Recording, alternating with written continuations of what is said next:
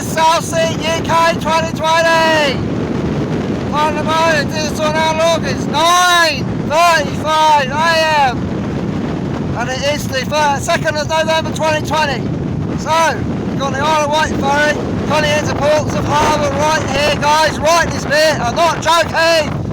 Look at it. Look at the waves, how high they are. Quite choppy, aren't they?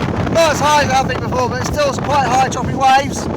Only lots of small clouds left around the both of the fronts. You see out here, you've got a fair attraction shut down now, sadly.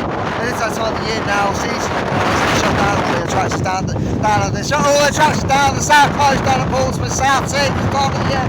No joke. But it is quite windy and quite stormy. Guys, I'm going to go for a great swim. I'm going to slip down there. There you go. Down there, guys. Look, they're going to go for a swim. Not safe. They are there, the RCA won't be happy or wherever the lifeguard people. Very windy. So if you like this video, please give me a thumbs up, please subscribe to my channel, please enjoy the video. Please give me a thumbs up. These are the way of this video, quite nice and smart. Thanks for watching.